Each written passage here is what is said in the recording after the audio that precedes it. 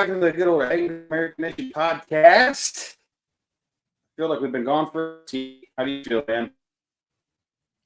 Man, I am. I'm full of energy, fired up. As you can tell, I'm ready to go. Ready to go, bro. Where are you? You look like you're in a police room with me. That's what that looks like. Shh, yeah, keep that on the low down, dude. out here at a fob doing some hurricane relief stuff. I've got some friends right here. There's some guys up in Georgia Bushcraft that are heading that way very soon as well. Yeah, man. Guys, still a lot of people. People need another right. Yeah. But tonight, guys, we got a writer on for you. So you guys met him at Fallout. Well, everybody, speaking of falling out, Chris fell out. Chris fell out right then and there. Absolutely. But guys, a lot of you might have met Kermit over at Fallout, Kermit Jones. Kermit, tell us a little bit about yourself, man. Well, good evening. It's an honor to be here. I feel like I'm with the famous cast and crew, and the music playing got my blood flowing. My name is Kermit Jones. I'm a junior, so I was named after my dad, not the frog. And then Jim Henson jacked it up for the rest of us. But I currently live in Alabama, and I've been a Navy chaplain. I'm in the reserves, kind of as a side thing. And about 10 years ago, wanted to teach preparedness to my kids. And if you guys remember the show Doomsday Preppers, absolutely. Yep. Yeah, one of my favorite, like, oh my goodness, how not to do it shows. And so I kind of wanted to make fun of those people. I'm pretty sure there's a way to convince your kid that they need to learn how to do something without telling them they're going to die if they don't do it. So I did. Then I decided to write a book, and I decided to write a novel. And unlike certain people on this podcast, I did not succeed in that endeavor. But what happened was I asked myself, how would I explain this to my kids? Because one of my characters was going to be traipsing through the swamp. And I said, well, I'd go buy a book on Amazon. And I went and looked on Amazon, and there were no books for kids. There's one or two on prepping with kids, but none for kids. And so Prepper Pete and Friends was born. And that's pretty much all she wrote. And that was about a decade ago. Oh, wow. Well, you back with us there, Chris? Can you hear us? Guys, I can't make any guarantees on how long I will be here. I'm checking network speeds. I'm trying to figure out why Starlink is not performing tonight, and nor is my backup ISP. I don't know. Can you guys even hear me? We can hear you. Yeah, you sound a lot better now. Yeah. It's God Almighty. You sound great. Go ahead, Russ. So, it's just Chris, you and one of the reasons we have Kermit on tonight, don't you and Kermit have kind of a collaboration of some sorts coming up? And maybe Kermit, if Chris gets locked up, Kermit, you can speak on that. Looks like Chris is locked up, so I'll speak on that. So in my corner, I came out with the first 4 books in the Prepper Pete and Friends series way back when. And the Navy called me back to active duty for a time, went back and forth. And a couple of months ago, about a year, well, almost the beginning of this year, I started back up the series, found a new illustrator, wrote the first book on ham radio and Radio Rick Relays Relief. And let's see. Yeah, that one's this one. And so had a blast with it. And in the process of doing that, I was listening to an interview with Jason Johnston over at Ham Radio 2.0, and Chris was on there.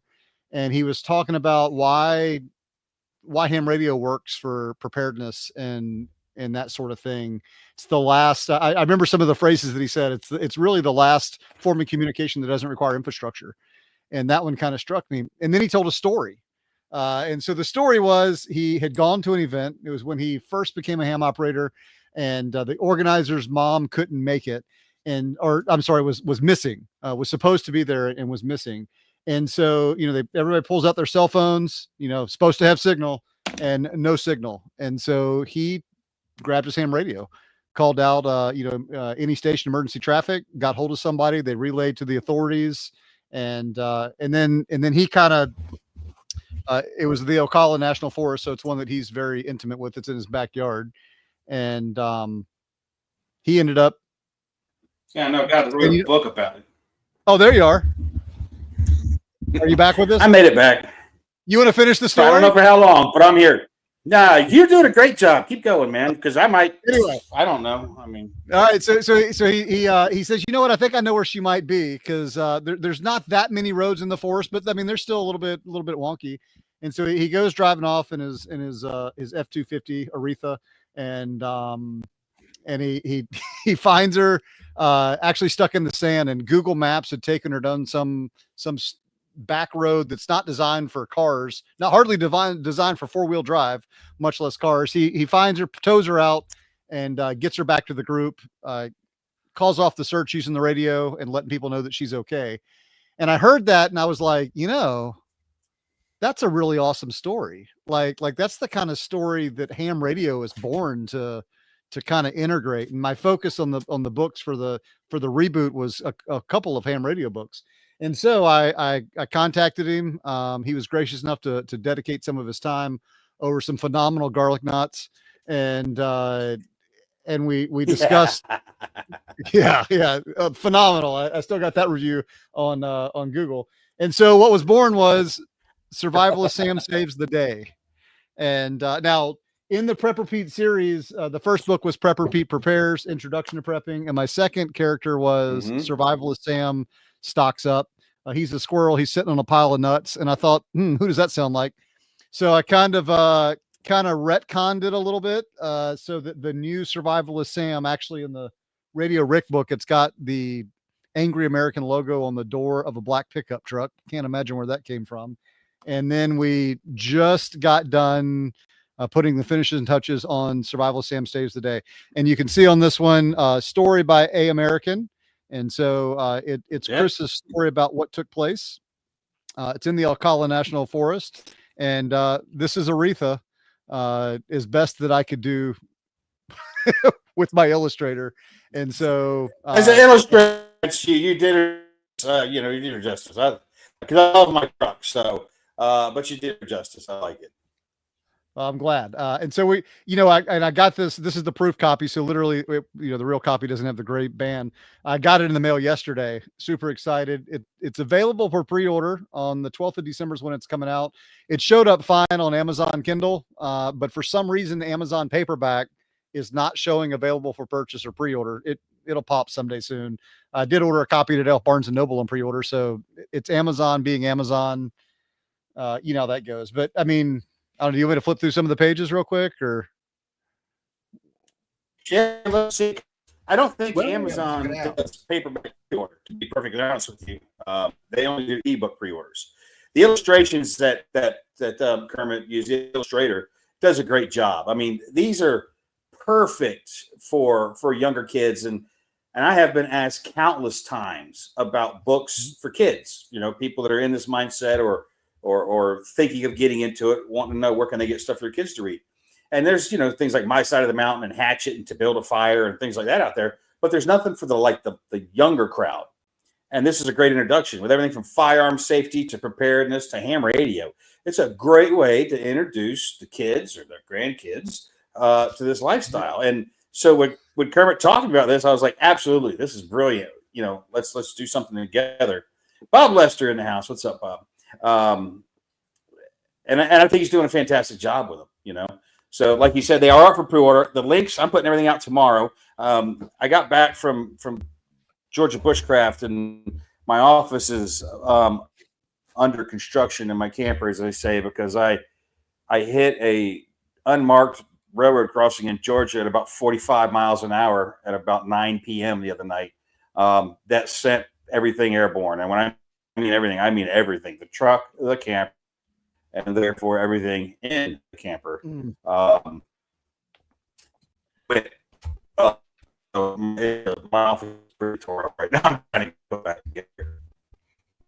I think what he's saying is he wasn't prepared for that.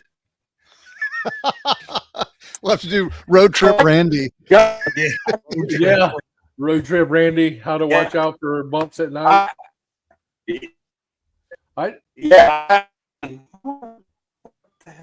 I'm not. So Bob listed that one. I can't.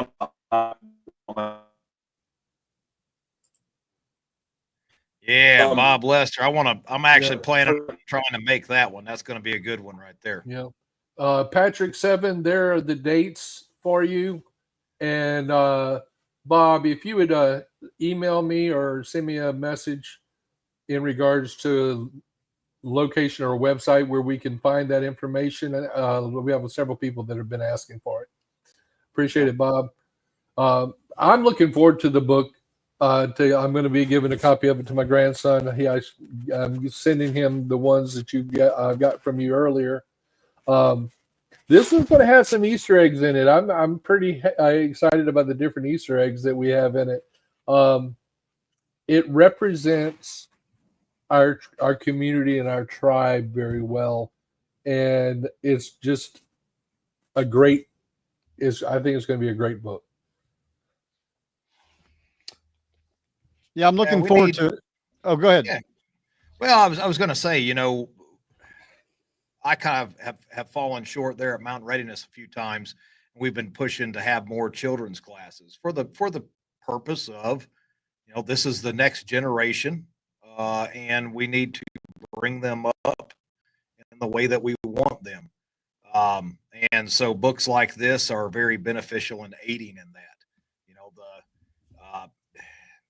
We've gotten too far away from the family unit and sitting around and doing things, and books like that, they don't exist anymore. I was talking with Kermit there at Fallout. I mean, you can't find books like that.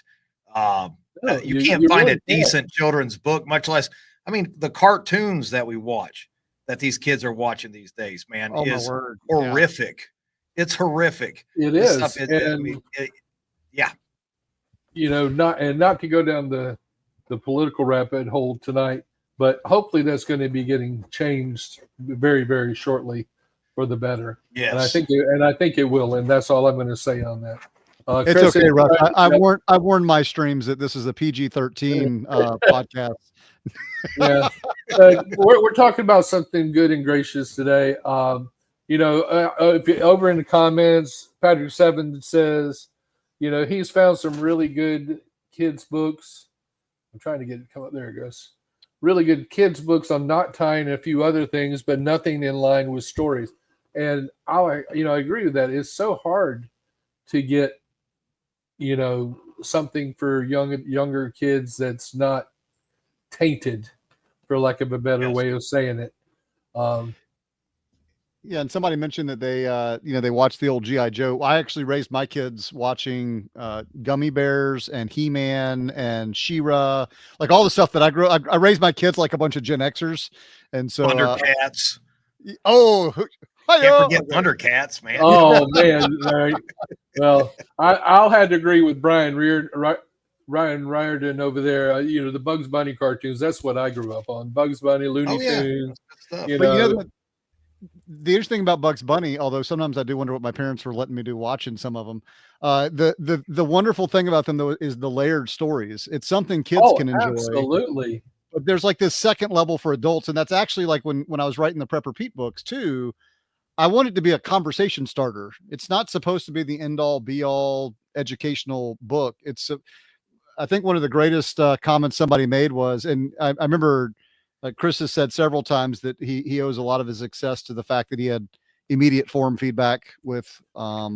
He did. He really did. He really did. One of the greatest feedbacks I got in a forum one time was from a guy who said that I got the book, for the original book. He said it took me almost an hour to read it because I stopped and discussed every page with my kids, much to their chagrin. And I was like, that was like music to my ears. Oh yeah, absolutely. And being one of the OG guys back in the day that was back there reading it, and you're getting he was posting a chapter or two, and we'd read it and we would give him feedback on it. And then of course he would take that feedback and go into the totally opposite direction because that's what he does. And it was just a great time. And it turned into, to what we have now. Heck, we wouldn't be sitting here today if it wasn't for that starting back there on the forum I was bored and I could do this. and he's working his way back in.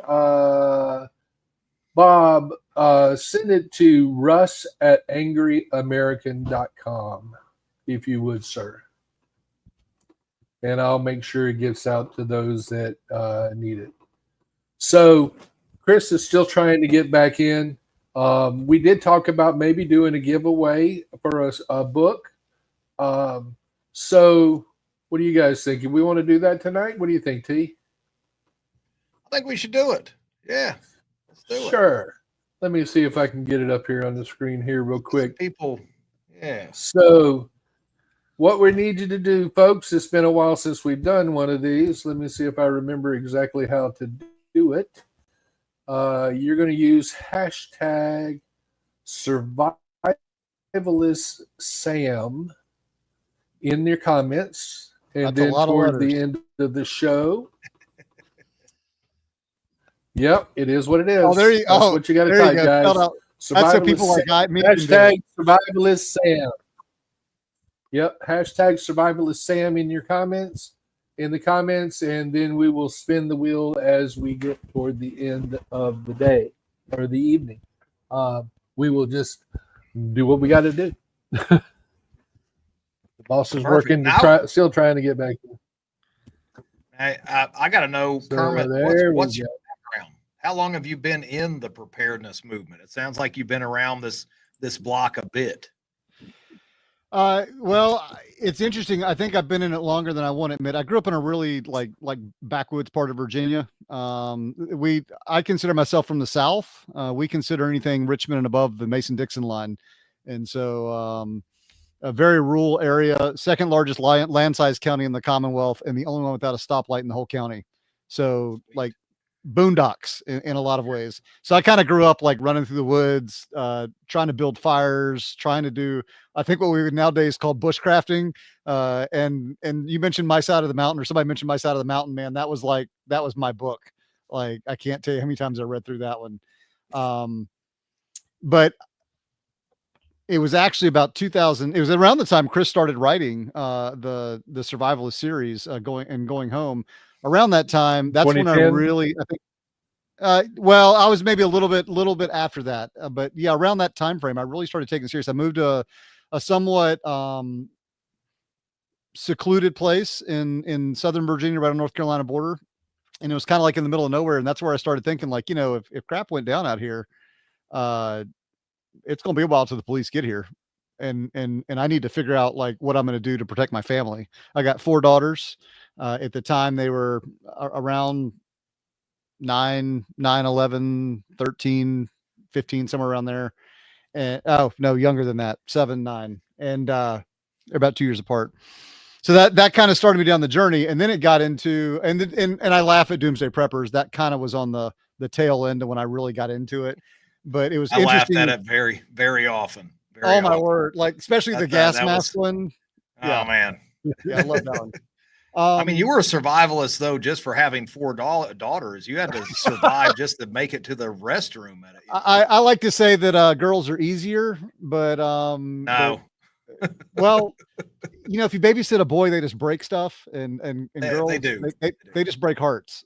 So long as it's not mine, I'm okay with it. But yeah, during that time, and so I really wanted to, like, how do you explain to your kid without scaring them different things like why do we have extra food? Why do we not, why do we have a stockpile? Why do we kind of keep it a secret? Why do we do these things? Like, how do you start that conversation? And I wanted to do that in a very constructive and positive way. And so I was actually at a brig on staff, just to clarify, at a Navy brig.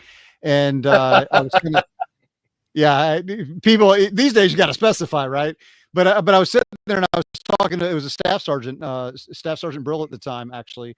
And we were just like chewing the fat. And I was like, hey, I'm trying to figure this out for my kids. I should just write a book. And I just kind of made it as a joke. And he just goes, well, why don't you? I was like, I don't know. And so literally I went home that night, and in about an hour, I had pretty much written the first 3 books. And then I went in the next day and I was like, man, I really need I need an illustrator. And this is where he goes, my wife, she's kind of an artist. you sneaky, like, right. And so, so Christy Brill was the illustrator for the first 4 books. And she did, she did a phenomenal job in helping me bring some of it to light. She since her kids have grown up and everything. So when I started this new kickoff at the beginning of 2024, and I really started getting into it probably about January, found a new illustrator. She's doing everything digital, which gives us a lot of freedom for some stuff. But I'm still trying to teach. Like I've still got some, well, I don't know if they're kids anymore, 15 and 17, and my 19 and 21-year-old are out of the house. But and back to the original conversation, around that time too, when I really got serious. So my wife's sister and husband, they've kind of been, preppers. They've been preppers for quite some time. And so they were kind of celebrating the fact that I'd come into the fold. It was around the same time too. I told my wife we should buy $100 worth of Bitcoin, and she said, "Sure, go ahead." And I didn't. We can talk about that at a later time. Yeah. Shame on you. I know, like, right? We'd be having a different conversation. Oh, ouch. Ouch. But they actually, the 12 Days of Prepper Christmas, and this was my first based on a true story book. And it literally, on the first day of Prepper Christmas, my true love gave to me a luggable loo and some BioTP. And then on the second day of Prepper Christmas, it was 2 walkie-talkies. And so it literally goes through 12 sets of items that each one increases. They all fit in a luggable loo, and they came out in a hotel room, like singing the song as they brought each item out. And yeah, and that was amazing. James is a bit of a gun aficionado. I think that's a good way to put it. And Julie, his wife, or my sister-in-law, my wife's sister. I try not to call them in-laws, because you know the difference between in-laws and outlaws. Outlaws are wanted. And I actually get along with mine very, very well. But I said, hey, can you, I've been around guns a long time. I've been in the military since, I went to the Naval Academy in 94 to 98, graduated. And I was a surface warfare officer, resigned my commission, then came in as a chaplain. But guns were nothing new to me, and I actually enjoyed them. And he kind of sat down, and we went through, and I wanted to teach gun safety to my kids. And that's where the gun safety book, Gun of a Son, came out. And, it's got the basic treat, never, keep, and, what to do if you find a firearm, that kind of stuff. And that was kind of really the last one as far as the first 4 books. And then life took hold, the Navy. And now I'm back at it. And I've got the Survival of Sam Saves the Day with Chris. And I think I've actually got another one coming out. I'm thinking of like Bowafang Bobby or something like that. Because I know that after Hurricane Helene, Chris went up with a few other folks and delivered a bunch of Baofangs to people just to give them basic communication. Absolutely. So that might be a 2025 collaboration. I'll see what he's up if he's willing. So you brought up an interesting point about how do you tell your kids, how do you teach your kids OPSEC, for lack of a better word. And Bob Lester had a pretty good comment on here. I'm going to bring it up on the screen and we'll discuss it. He said, I asked my kids if they like their friends. If so, that's why we don't talk about what we have. My youngest said he knows some kids at school he wants to tell so dad can fix his issues. Yeah. There was one episode of Doomsday Preppers where the girl's boyfriend showed up at the house because he knew they were preppers, and he showed up with weapons. And I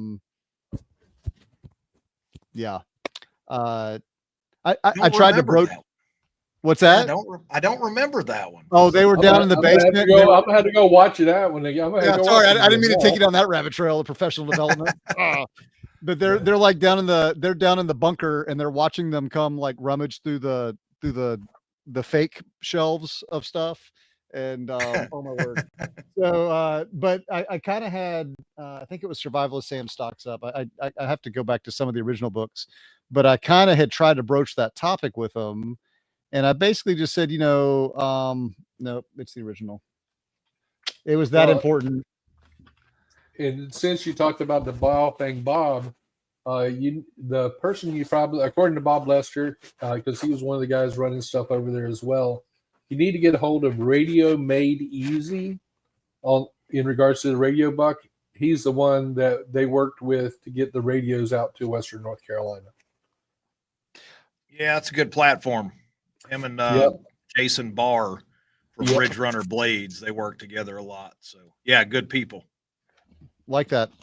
Yeah, I'll reach out to them. I've got several people. I've been amazed at the outpouring of support of people that have just done amazing things in the aftermath of Hurricane Helene, and to hear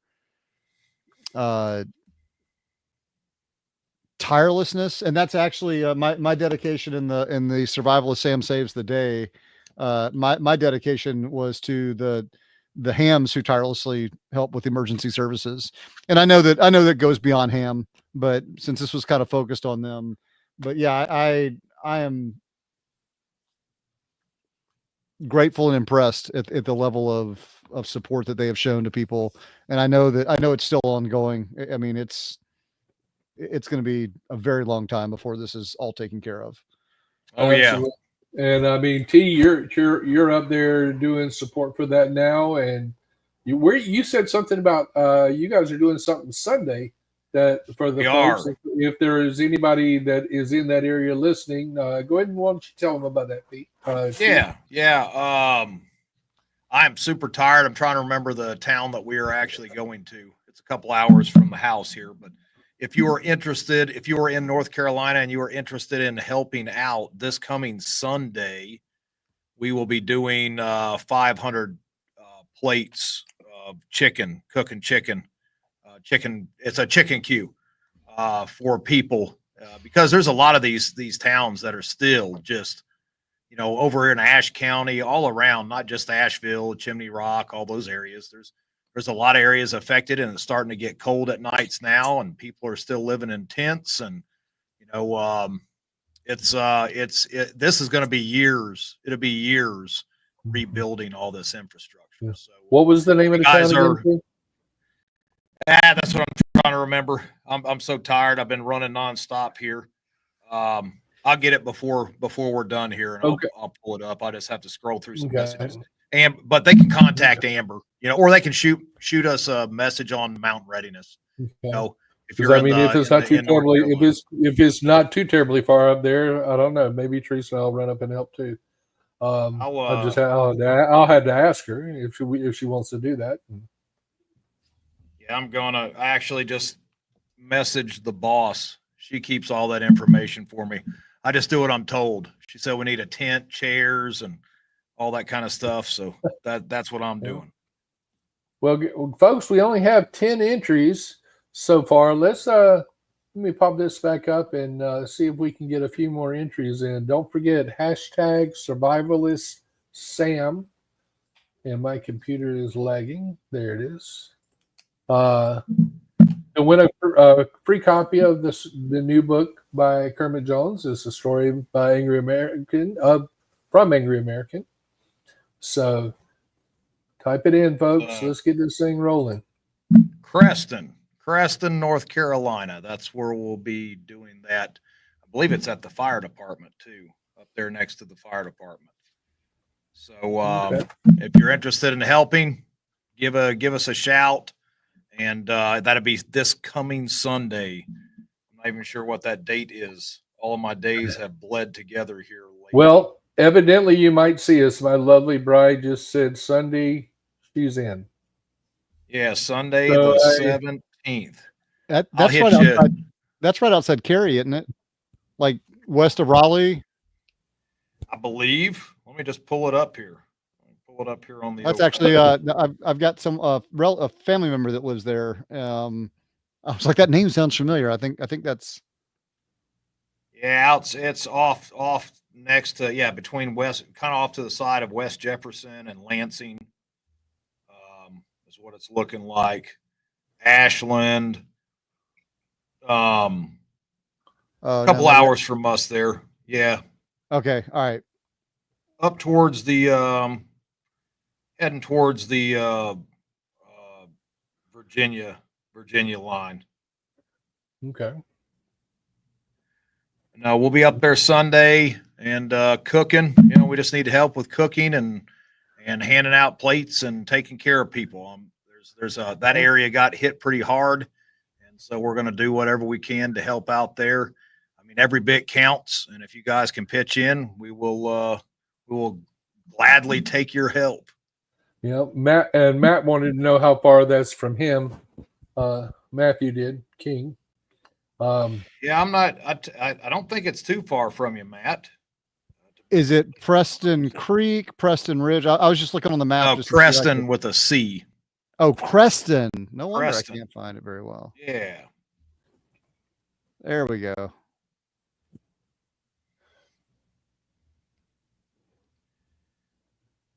Let's see here. Yeah, Boone, West Jefferson. Yep. Yeah, it's over there in that area. Yeah, I've got. a lot of- they got hit pretty hard, and a lot of people in need there. So we'll go down, and who knows? We'll see what they need. We've got some supplies still that's been donated through our, Amazon wish list through Mountain Readiness. We're going to take with us, and Awesome. see if we can hand some stuff out to them out of that as well. Very cool. I'll have to see what time we'll have to leave to get up there. Either that or I'm going to crash on the couch the night before. Let's see here. Matt King looks like it's about 3 hour 45 minutes from you. So you're talking 4 hours from your neck of the woods. Yeah. Coming from Columbia. Well, if I went up 95, I could probably make it a little quicker and cut across. Brian said, I'm sure the 750 from FEMA stretches pretty far. Yeah, if Yeah. you could actually get any of it. Yeah. I still have yet to meet anybody that actually received any of it. That's for another show. That's for another show. Yes, definitely. But Well, and that's one of the things we talk about in a future book is keeping identification in separate locations. There you go. Yeah. So Yeah, having some caches in other areas is a good idea. Yeah. And we had a good we had a class on caches at didn't we? Yeah, Fallout from Wes. From West. Rally Point. Well, formerly Gray Zone, still Gray Zone, but now he's running Rally Point 6. Yep. So, how was that class? Because I didn't get to go. I didn't get to either. If anybody's in the comments, anybody in the chat, if you went to that class, let us know how it was. I don't know. I don't see a lot of our normal folks in tonight. They must be taking the night off. We have several of our regulars, but Guy and Christy are out doing Guy and Christy things. Oh, there you go. Corey said it. Corey says it was good, well worth the time. Sweet. Thank you, Battle Gnome. Appreciate you. Yeah. I hear Corey, it was well received. So how many books do you have total then, Kermit? What are you setting on? Right now I'm sitting on 6, and 7 will be out before Christmas as well. It's going to come out around the same time. It's so the first book is Prepper Pete Prepares, and it's an introduction to prepping for kids. And the comment that I was talking about earlier was, he says that not everyone was prepared, and those who didn't have anything might become desperate and try to take things from others. And so so he decided to keep his prepping a secret. And so it's a PG version in that regard. But the next one was Survivalist Sam Saves the Day. That's the 4 B's of beans, bullets, bandages, and barter. Originally I had bad guys, but it being a kid's book, it's one of the things I told Chris was angry kids might not have been the best marketing strategy. So I'm glad that he was gracious on some things. And then we had the 12 Days of Prepper Christmas, which was a fun one. The Gun of a Son, which is the gun safety book. And then the new relaunch is Radio Rick Relays Relief. And this is a ham urgency hero book. So if somebody gets hurt, the cell phones don't work, they have to call in help. And then Cool. Survivalist Sam Saves the Day. The next one after these is called Nervous Ned Needs to Know. And it's kind of a general preparedness book, pretty much for anybody. I was going through with some parents in a focus group the other day, and it's an introduction to pace planning for kids. Nice. So teaching them primary, alternate, contingency, and emergency, and it goes through like what are the things you need to know in emergency. Every kid should know a phone number as primary. They should know their address as a alternate. They should know an email as a contingency. And one of the parents was like, "When would email work and phone doesn't?" And I'm like, Hurricane Helene. Like a lot of people didn't have working phones, but they maybe could get to somebody with Starlink. And if you call and they're not there, you're out of luck. But if you can send an email, "Hey, I'm alive," or "Hey," and they were like, "Oh." And then emergency is how to dial 911. And then it just goes through like basic, know where flashlight and batteries are, stay away from windows during a storm. Okay. If you get lost in a theme park, those sorts of things. You know, we've discussed pace plan on several podcasts, and the pace plan, while normally just for communication, folks, it can be used in any situation. And exactly. Any situation, you know, it doesn't matter. And that's one of the things that you guys just need to make sure you remember. So go ahead. We'll address this one from Matthew Stafford. Maybe you can. I've read a little bit on it. Yeah. So is there any truth to the $750 being just a loan? I know that for a fact has been confirmed. My understanding is it's always been a loan. It's always been a loan. It's always been a loan when you're talking about that relief money. The problem is that no one has been able to get any of it, and the amount is pretty not useful given the circumstances. Weren't there issues that you have to have? Like I made the comment about identification, but you've got to have identification, and these people's entire. Yes. And you had to you had to apply for this, you know, you needed internet. So there were people who traveled and hiked into like fire departments with connection and did the paperwork and still didn't receive anything. Got online and did all that just to be refused. So that was the real issue is it's always been just a loaned out money, but not receiving any of it. And I personally know no one. If someone knows someone, please throw it in the comments because I've not met a single soul. Yep. Well, guys, we're going to be wrapping this up here in a little bit, and folks in the audience, last call. If you would like to win a copy of the new book, Survivalist Sam Saves the Day, please type in #Survivalist Sam in the comments and get your name added to the entries. And we'll be drawing it here sometime within the next 5 minutes. Yes. Have we heard from Chris? Is Chris still alive? He's alive. He's alive. He can't get nothing to work. He's going to have to do everything tomorrow. We'll have to do the podcast via ham radio. Yeah. Slow scan television. He's getting 0.25 megs per second on his Starlink. He's not a happy camper right now. I would say, and I see a bunch of comments over here talking about with FEMA and stuff. Here's what I'm going to say with the Trump administration, and I won't go into a bunch of detail, but because this isn't about this, but it is, preparedness. It all intertwines. But I am super happy with what I'm seeing.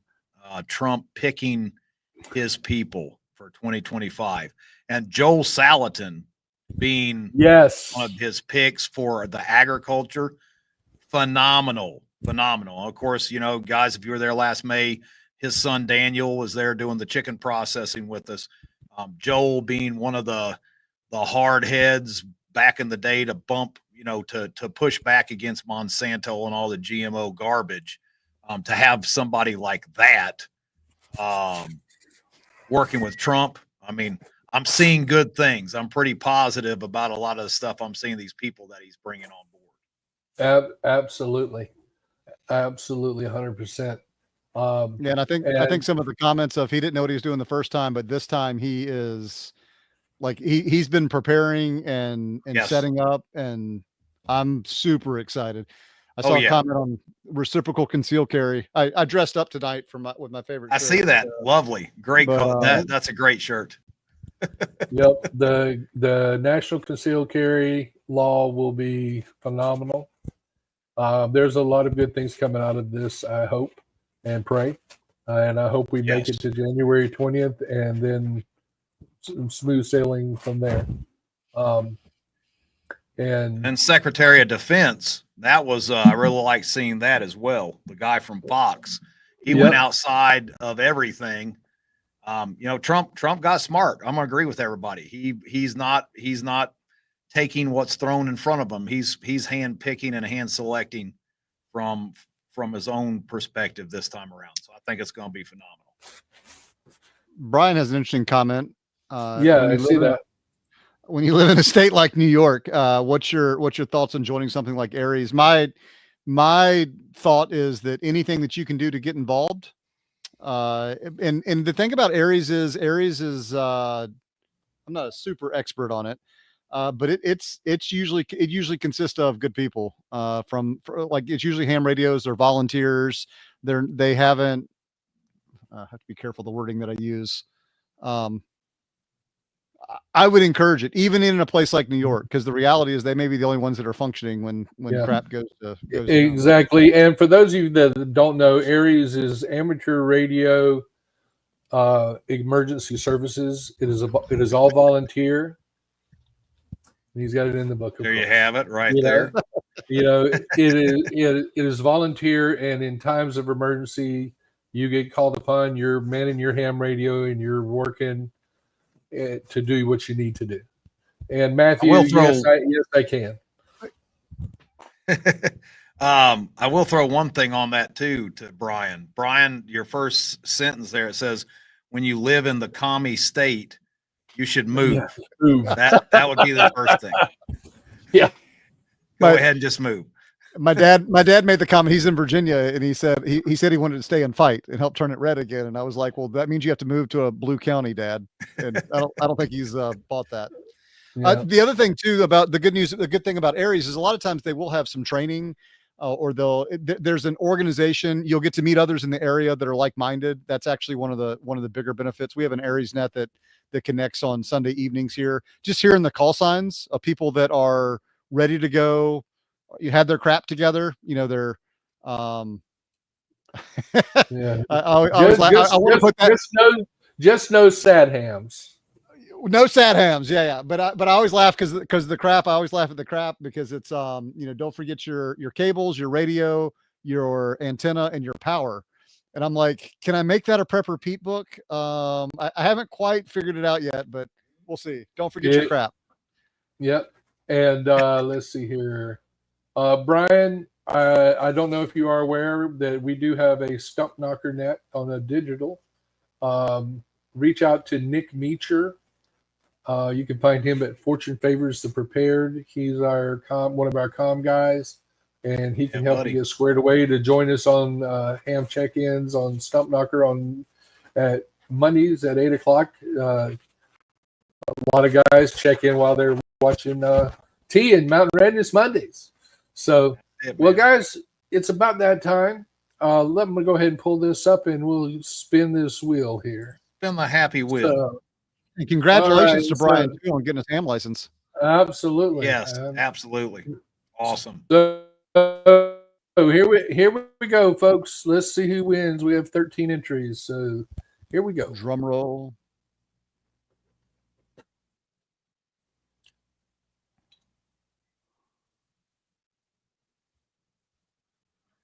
Matt Stewart.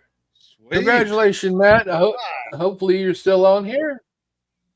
If Matt is still on here, let me do this. Get that out of the way. Let me find. I haven't used this in a while, man.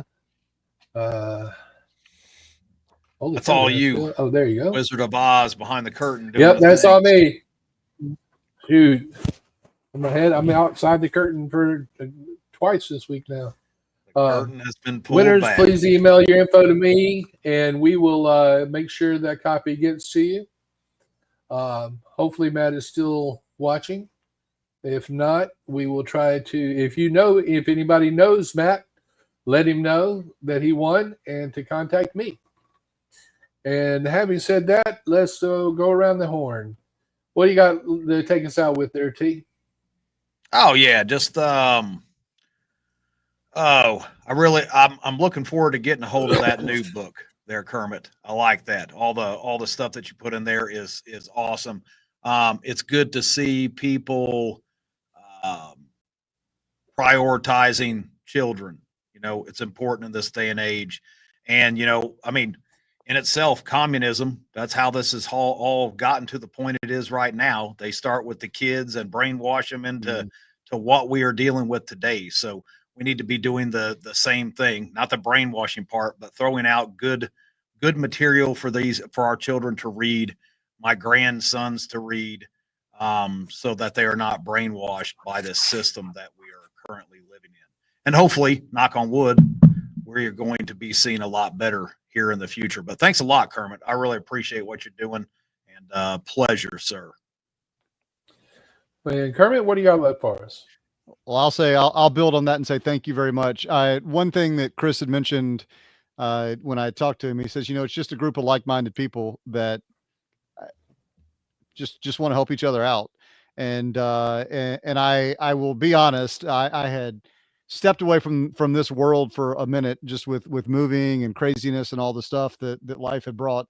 And now that I've come back into it, I've like the open arms of people and just the willingness to want to help each other out. And the idea that, when the tide rises, all the ships in the harbor rise with it. And it's a privilege to be here. I'm grateful for y'all having me. Thank you, Chris, for having me as well. And thank you, Russ, for all that you do behind the scenes. And yeah, it's been amazing. So thank you. All right. Well, once again, from Chris, myself, and team, thank you, Kermit, for being on. We had some good conversations tonight. Matt Sturr, please reach out to us if you guys know him. Make sure he lets us know that he won. We'll get that book to you. They've said it, community. You can't do it alone, folks. People have tried. You can't worry about everything. You can't be up 24/7. You got to have a community. Go to Mountain Readiness. Start building your community there. If you can't make Mountain Readiness, go to somewhere local. Get involved with like-minded people. It will enrich your life. And, I always say when I close out a podcast, you have a birth date and an end date. We all do. Worry about the dash, folks. Worry about the dash. Live for the day. Prepare for tomorrow. And with that, you guys have a good night. Awesome.